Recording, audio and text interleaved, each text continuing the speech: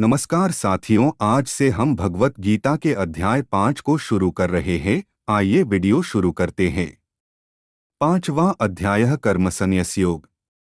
तीसरे और चौथे अध्याय में अर्जुन ने भगवान श्री कृष्ण के मुख से कर्म की अनेक प्रकार से प्रशंसा सुनकर और उसके अनुसार बरतने की प्रेरणा और आज्ञा पाकर साथ साथ में यह भी जाना कि कर्मयोग के द्वारा भगवत स्वरूप का तत्वज्ञान अपने आप ही हो जाता है।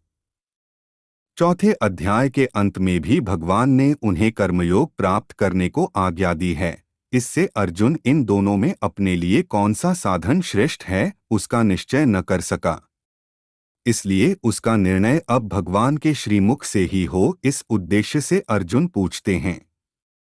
अथ पंचमोऽध्यायः। अर्जुन उवाच। श्लोक 1।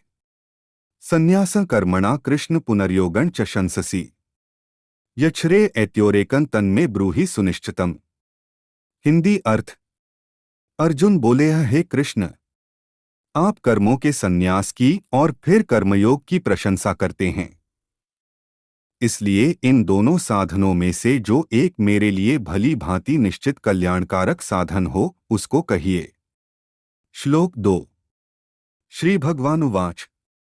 संन्यासः कर्मयोगश्च न्यश्रेयस्करावुभः तयोस्तु कर्मसन्न्यासात् कर्मयोगो विशिष्यते।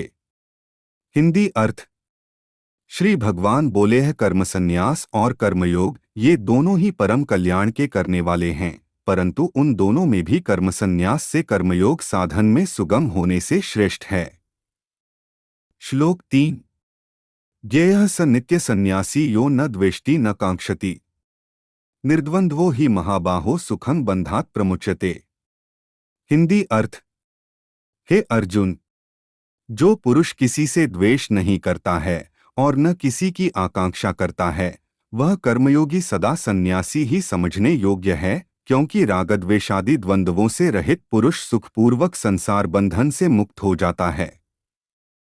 श्लोक 4। सांख्योगो पृथक बालाः प्रवदन्ति न पंडिताः एकम्प्यास्थितः समयगुभ्योर्विन्दते फलम्। हिंदी अर्थ।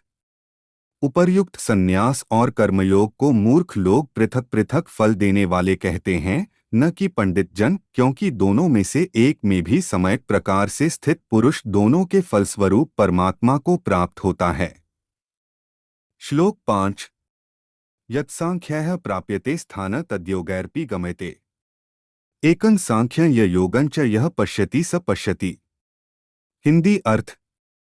ज्ञानयोगियों द्वारा जो परम धाम प्राप्त किया जाता है, कर्मयोगियों द्वारा भी वही प्राप्त किया जाता है, इसलिए जो पुरुष ज्ञानयोग और कर्मयोग को फल रूप में एक देखता है वही यथार्थ देखता है। श्लोक 6। संन्यासस्तु महाबाहो दुःखमाप्तुम्योगतः योगयुक्तो मुनिर्ब्रह्म न चिरेणाधिगच्छति। हिंदी अर्थ। परंतु हे अर्जुन, कर्मयोग के बिना होने वाले संन्यास अर्थात मन, इंद्रिय और शरीर द्वारा होने वाले संपूर्ण कर्मों में कर्तापन का त्याग प्राप्त होना कठिन है, और भगवत स्वरूप को मनन करने वाला कर्मयोगी परब्रह्म परमात्मा को शीघ्र ही प्राप्त हो जाता है। श्लोक 7। योगयुक्तो विशुद्धात्मा विजितात्मा जितेन्द्रियः सर्वभूतात्मभूतात्मा कुर्वन्नपि न लिप्यते। हिंदी अर्थ। जिसका मन अपने वश में है, जो जितेंद्रिय और विशुद्ध अंतःकरण वाला तथा संपूर्ण प्राणियों का आत्मरूप परमात्मा ही जिसका आत्मा है, ऐसा कर्मयोगी कर्म करता हुआ भी लिप्त नहीं होता। श्लोक 8। नैव किंचित करोमीति युक्तो मन्येत तत्त्ववित् पश्यन् शरिन्वन् स्परिशन् जिघ्रन्नश्नन् गच्छन् स्वपंश्वसन्। श्लोक 9। प्रलयपन विसर्जन गर्हिणन्नुन्मिषन्निमिषन्नपि इंद्रियाणींद्रियार्थेषु वर्तन्त इति धारयन्। हिंदी अर्थ। तत्व को जानने वाला सांख्य योगी तो देखता हुआ, सुनता हुआ, स्पर्श करता हुआ, सूंघता हुआ, भोजन करता हुआ, गमन करता हुआ, सोता हुआ, श्वास लेता हुआ, बोलता हुआ, त्यागता हुआ, ग्रहण करता हुआ तथा आँखों को खोलता और मूंदता हुआ भी सब इंद्रियां अपने अपने अर्थों में बरत रही हैं, इस प्रकार समझकर निःसंदेह ऐसा माने कि मैं कुछ भी नहीं करता हूँ। श्लोक 10। ब्रह्मण्याधाय कर्माणि संगं त्यक्त्वा करोति यः लिप्यते न स पापेन पद्मपत्रमिवाम्भसा। हिंदी अर्थ: जो पुरुष सब कर्मों को परमात्मा में अर्पण करके और आसक्ति को त्याग कर कर्म करता है, वह पुरुष जल से कमल के पत्ते की भांति पाप से लिप्त नहीं होता। श्लोक 11। कायेन मनसा बुद्धया केवलैरिंद्रियर्पि योगिनः कर्म कुर्वन्ति संगं त्यक्त्वात्मशुद्धये।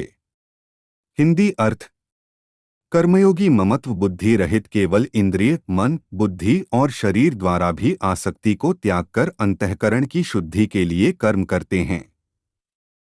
श्लोक 12। युक्तः कर्मफलं त्यक्त्वा शान्तिमाप्नोति नैष्ठिकीम् अयुक्तः कामकारेण फले सक्तो निबध्यते। हिंदी अर्थ: कर्मयोगी कर्मों के फल का त्याग करके भगवत प्राप्ति रूप शांति को प्राप्त होता है और सकाम पुरुष कामना की प्रेरणा से फल में आसक्त होकर बंधता है। श्लोक 13।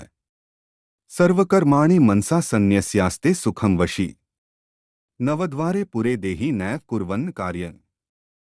हिंदी अर्थ: अंतःकरण जिसके वश में है, ऐसा सांख्य योग का आचरण करने वाला पुरुष न करता हुआ और न करवाता हुआ ही नवद्वारों वाले शरीर रूपी घर में सब कर्मों का मन से त्याग कर आनंदपूर्वक सच्चिदानंदघन परमात्मा के स्वरूप में स्थित रहता है।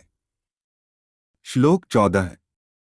न कर्तृत्व न कर्माणि लोकस्य सृजति प्रभुः न कर्मफल संयोगं स्वभावस्तु प्रवर्तते। हिंदी अर्थ: परमेश्वर मनुष्यों के न तो कर्तापन की, न कर्मों की और न कर्मफल के संयोग की रचना करते हैं, किंतु स्वभाव ही बरत रहा है। श्लोक 15। नादत्ते कस्यचित् पापं न चैव सुकृतं विभुः अज्ञानेनावृत्तं ज्ञानं तेन मुह्यन्ति जन्तवः। हिंदी अर्थ: सर्वव्यापी परमेश्वर भी न किसी के पाप कर्म को और न किसी के शुभ कर्म को ही ग्रहण करता है, किंतु अज्ञान के द्वारा ज्ञान ढका हुआ है, उसी से सब अज्ञानी मनुष्य मोहित हो रहे हैं।